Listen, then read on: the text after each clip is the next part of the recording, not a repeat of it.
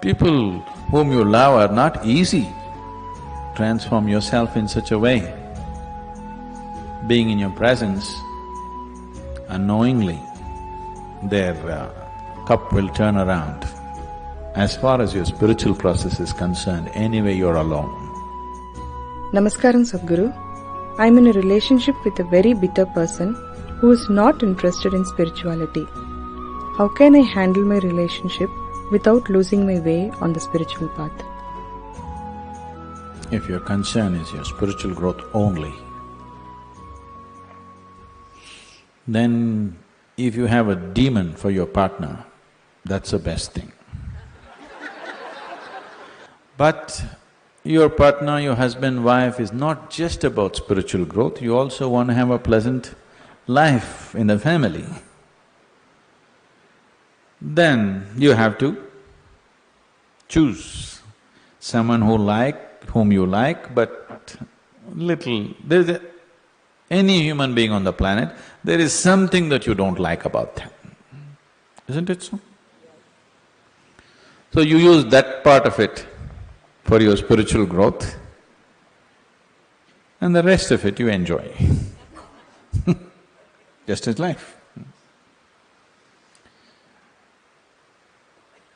So if your intention is to have a good family, then some rapport is needed between two people, otherwise it won't work.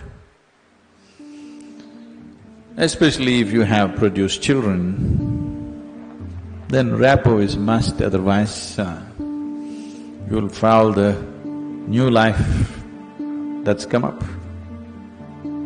If you create a foul atmosphere, you'll foul up the new life that is coming up. Nobody has any right to do that actually, but people are doing it. But no human being has any right… You can mess yourself up as much as you want, that's up to you. But you can't mess up a fresh life that's just coming up.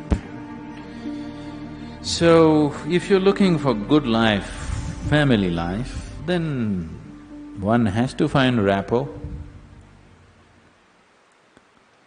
And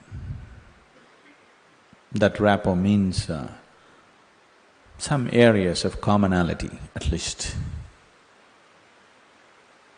But if you're looking for spiritual life,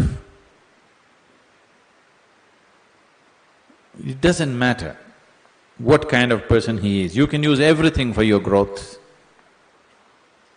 everything for your growth, if that's all your focus is. But generally your focus is both ways, you want to have a little bit of that and a little bit of this, so mixed fare.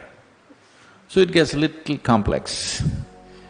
So, to build a rapport takes effort, takes compromise, takes love, endurance. Takes endurance, you know. Somebody is constantly like this, you want to build rapport with that person, but you don't want to go his way. That takes lots of endurance. Yes or no? People whom you love are not easy. So what can you do? One thing is to transform yourself in such a way, being in your presence, unknowingly, their cup will turn around. Just yesterday, you know, the other day I just went out in the rain, I went out and it started raining and I was carrying both my India phones because I was expecting some calls and I mean, one is India, one is Europe, one is America, 3 phones I had. One I had in my jacket, other in my trouser pockets, and by the time I got here it got wet and both the phones just burnt up. Then people around me were telling me, Sadhguru, why carry 2 phones now? We can have 2 SIM cards in one phone. If you hold it like this, you can speak on the India SIM card. If you turn it around, it just shifts into the other SIM card. You don't have to switch anything, just this way it handles one SIM card. If you turn it around, it handles another SIM card. You have to become like this. I was very suspicious of this phone, I didn't get it, but but you must become like this. If you wish to take people who are around you with you, if you want to walk alone, it's very easy. If you want to take people with you, then it takes a considerable amount of effort. When Gautama was asked this question, is it better to walk alone on the path or with a companion? He's not like me, he's dry. He said, it's better to walk alone than to walk with a fool. He's not saying don't walk with anybody, he's not saying don't have companions, but he said it's better to walk alone than walk with a fool. Because they can drain you, they can take such a lot of energy and time, and you don't know, they may be stronger than you and they may take you their way than you taking them your way. There's every possibility, yes? So, I won't say what Gautama said. All I am saying is, it doesn't matter how you walk, as far as your spiritual process is concerned, anyway you're alone. Nobody is with you. It's only the bodily process, the material process of life, which you can share with people. You come alone and you go alone, isn't it? Even if you have a twin brother or a twin sister, you still come alone and go alone, isn't it so? So when it comes to the spirit, anyway, you walk alone.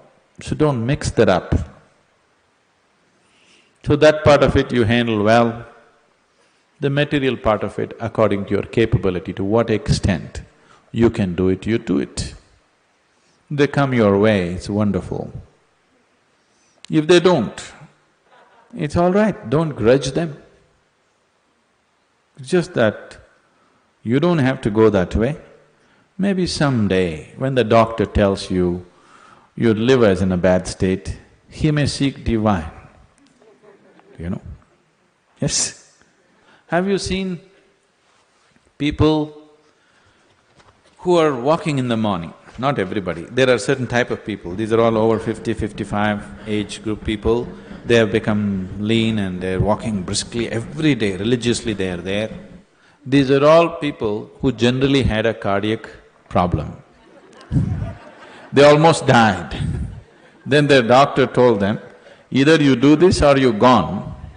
Now their walking is like a religion. Not Sunday morning, every morning. Have you seen those people? Suddenly they transform, they eat properly, they do everything properly because the fear of life and death has come. So different people need different kinds of impetus. If you're sensible, you learn by just looking. If you're not sensible, you learn by thrashing. Life will thrash you. The material part of your life is never 100% proper, it never can be. Isn't it so? Is there any family which is a perfect family? Is there any relationship which is a perfect relationship? Is there any business which is a perfect business? Is there any career which is a perfect career? There is no such thing, don't seek that. Your life will become wasteful and fanciful if you seek such things. They all happen to the extent you're capable of handling them, that's all.